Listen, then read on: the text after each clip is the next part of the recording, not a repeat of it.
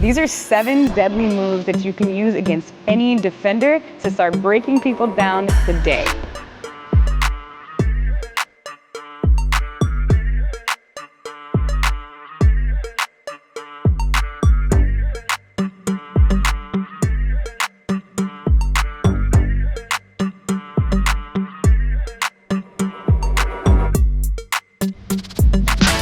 I've taught these moves to players of every size, age, and skill level, and now nobody's defenders can keep up. So these are 7 deadly moves ranked from easiest to hardest, and by the end of this video, you'll have at least 2 new things to add to your bag today. And move number 1 is so simple that most people overlook it, and that's exactly why it works. This move is best utilized right when you catch the ball. We want to make sure we're making quick decisions, but against a defender that is especially jumpy, what you can do is you'll just pepper in some jabs and some fakes together. Simple is great. So you're gonna pepper in fakes and jabs until you get somebody to move. Generally what's gonna happen after the first couple is you jab and throw a shot fake up, and you'll turn somebody into a Poptart, and that makes them react. And then you can get into whatever you want to do. That's a simple 1v1 move you can add to your bag today. Peppering in some fakes with some jabs until you get somebody to Poptart out of your way. Another deadly move you can use, especially right when you catch the ball, is to catch the ball into a shift and straight into a 1 dribble pull-up. Fast feet mean fast hands. So the footwork here on your pull-up is very important. What a lot of players tend to do when they get into their pull-up jumper footwork is that they'll take 1 dribble and they'll land on 2 feet. Not saying that's wrong, but here we're working on something different. We want to show drive in our footwork and then suddenly rise up out of that. So when we put everything together, off of the catch, we are going straight into a jab, into a boom 1-2 with fast feet. If we're going full speed here, what that looks like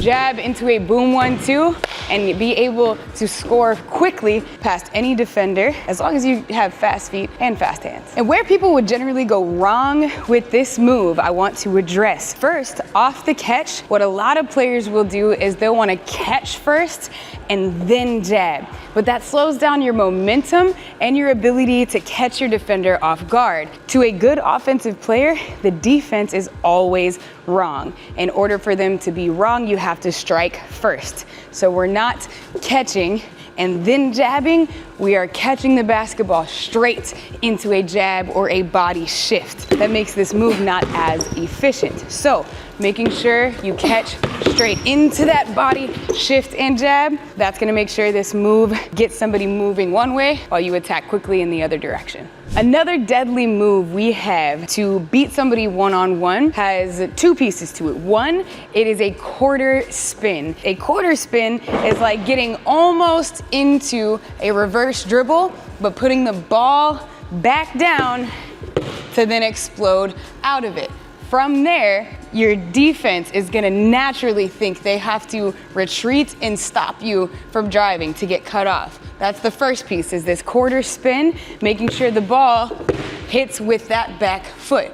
From there, you're using that back foot to explode forward, and ball should come outside of your frame. Right now, it looks like I'm taking a straight line drive to the basket, and from there, you plant that foot and snatch right back up into your footwork while your defender is likely falling over themselves in the paint over there. So putting this all together, walking through 50%, you are going quarter spin to snatch back into good hands.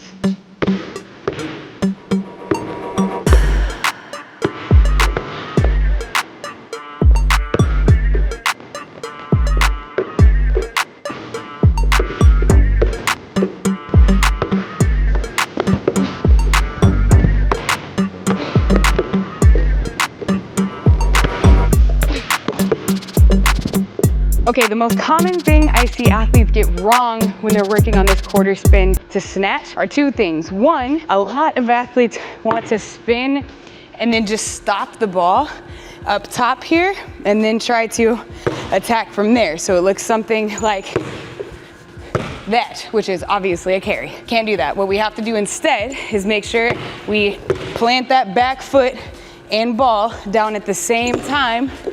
So we make sure we don't carry the ball, and that's deceptive. It looks like I'm about to go into a reverse dribble. That's what freezes the defense. So one common mistake is going and just cupping the ball. We're not doing that. We are putting the ball down and showing a reverse dribble, but exploding out of it. That's mistake number one I see players tend to make. Mistake number two is on this snatch is that players don't get outside of their body. So this shows drive. What players will sometimes do is they'll get here and just have the ball too tight, too close to their body. So that doesn't give a defender any reason to fight to gain space back that way. So instead of going like a little baby snatch, we need a big one, okay? Big snatch. That's gonna get somebody moving that way, get you a wide open shot, and maybe some ankles while you're at it. One of the most common questions I get from athletes is, how do I create space? First and foremost, you learn to catch and shoot. That's automatically gonna get you space. But beyond that, if you're looking to now attack 1v1 against somebody, a great way to get space is by stretching your steps you take in between your dribbles. Let me explain. This is called a 4-step pull-up. You are going to hit this on a dribble step to start. So ball and foot go down at the same time. Then you're pushing the ball out in front of you. If this is your very first time doing this, I recommend letting go of the ball completely and even letting the ball bounce above your head so you can get coordination. So if you're a very beginner at this, I'm gonna show you what that will look like. I'm gonna bounce this ball and foot down together and have it come over my head, and I'm gonna get 4 steps inside of that one dribble. So you're gonna go 1, 2, 3, 4, catching the ball on your 3rd step. Let me show you that one more time. Dribble step timing is very important. Again, if this is your first time, just let go of the ball. You'll be able to handle it in just a minute. You're gonna go 1, 2, catch on 3. On your 4th step, that's gonna be the one that takes you up into the air for a shot. Now, that was just going 10%. If I'm gonna go about 50% effort, look how far I can get with this one dribble. I'm all the way over here, out of frame, because even though I'm going 50%, I'm able to stretch my space. Now, if you've never done this before, it might feel a little bit like a travel, but this is not a travel, right? I can take as many steps as I want to between my dribble as long as my hand stays on top. So if I'm going full speed now, let's see if my camera guy can keep me in the frame.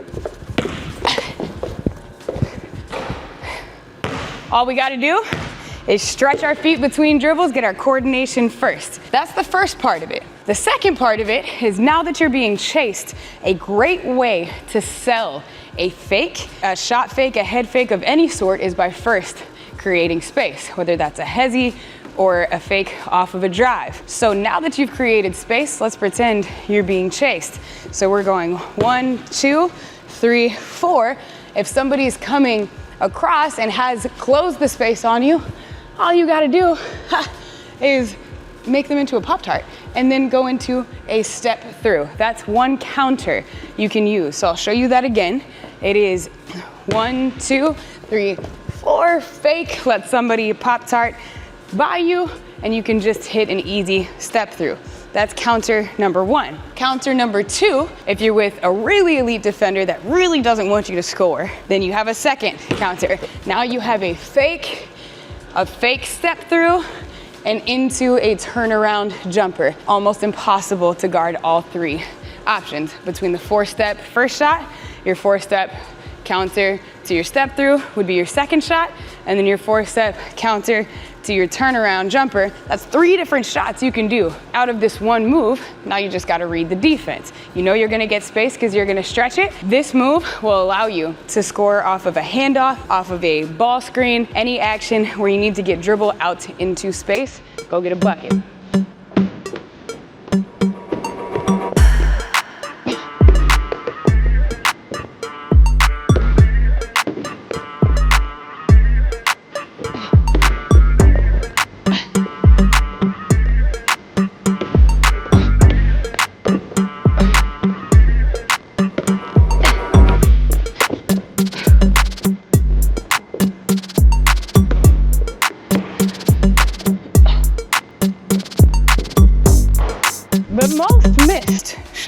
in youth and high school basketball is the contested layup, and I'm tired of it. Here's an option that you can use instead of taking a contested layup off of 1 foot or off of no balance. This is called a bounce out.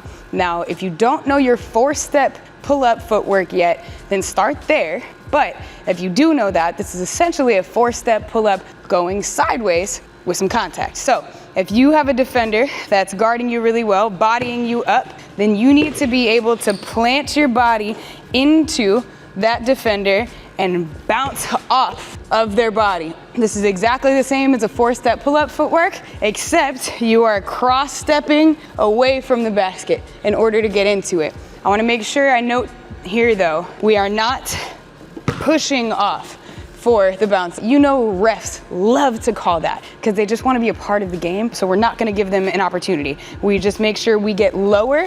You're going to create contact coming low to high in order to get space without having to push off. But once you do that, once you get that good bump, once you get used to that timing, then this is gonna be an easy open shot that you want to rotate your body into. If you're on your dominant side, then allowing yourself to get into a body rotation through this shot is going to be paramount. If you are interested in learning more on how to rotate your body, I suggest you check out hip flips. They're inside of my Shooter Shoot training app. So if we're putting this bounce out all together, then the footwork is going to be, again, just like the 4-step, you're going to dribble, step, and get into some space to take that shot rather than taking a contested layup that you don't need to be taking anyway. So if we're going full speed and somebody's on my shoulder, then I am finding that, taking a little in and out dribble on that bounce so that you can bounce it back into space. One mistake I see players make here is they'll get the body bump going, but they'll leave the ball right here in front of them, which doesn't allow them to cover space going sideways. So we want to make sure you hit an in and out, and that dribble direction is going away from the basket so that you can go get it, create space. There's also 2 counters you can do out of this. Is after you've gotten into some space, let's say somebody closes it, you can pump fake, whichever way they favor, you can step around. So let's say Kylie pump fakes this way, then I can pivot backwards. We call this a Kobe pivot, and that's a legal move as long as you make sure you shoot it off of that foot. So let me show you that again.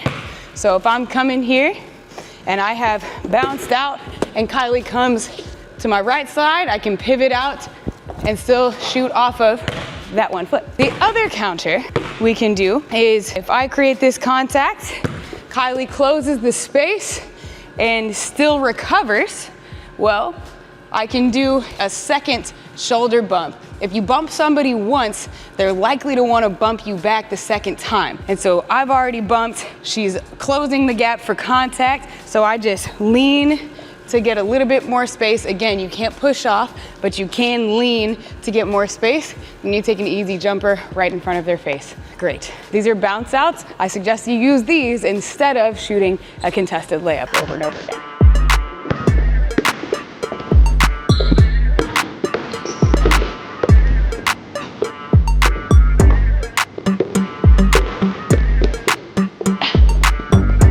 If you have a defender that is really big on turning you over and over again, if a defender that is faster, stronger, got better lateral movement than you, then this is a move you definitely need. And every fundamental basketball player can do a reverse dribble, where you reverse and you go the other way. So this is the exact same footwork as a reverse dribble, but you're using this to get yourself bounced back into a step back and into a shot while your defender that's turning you is bounced back in the other direction. So if I'm walking through this, then I'm going reverse dribble and trying to get all the way around, putting that ball down with my foot just like we would in a regular reverse dribble. But this foot now is sending me back the opposite direction of my defender. So I am getting bounced back to the spot just about where I came from. So we're going reverse dribble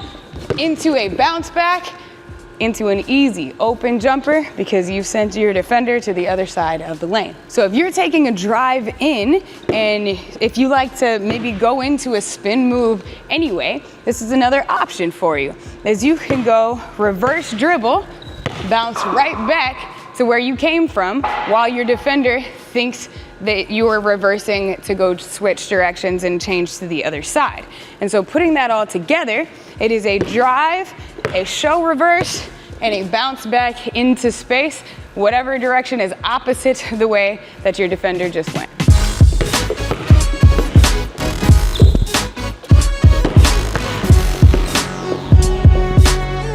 Now, this next move is deadly, and you need to be able to make 70% of these or better before you dare pull it out in a game. However, if you practice this and you are on my team and you could show me you can make this consistently, whew, I'm mad at you if you don't pull it out in a game. This was originally popularized by Chris Paul, so I call this the Chris Paul turnaround.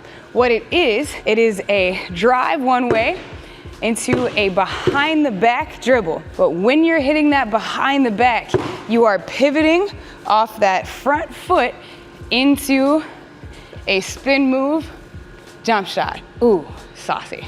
I like it. So we are going driving one way, behind the back into a spin move, into your jump shot. This freezes your defender and challenges your balance, but it allows you to get some space for an open jump shot that just so happens to have some style points as well as some regular points. So for putting that all together, we are behind the back into a turnaround J. Gosh, dang, that's so fun to do, but you better practice it. Don't pull this out in a game and say, shoot or shoot told you to do it, because I didn't. You have to make it first.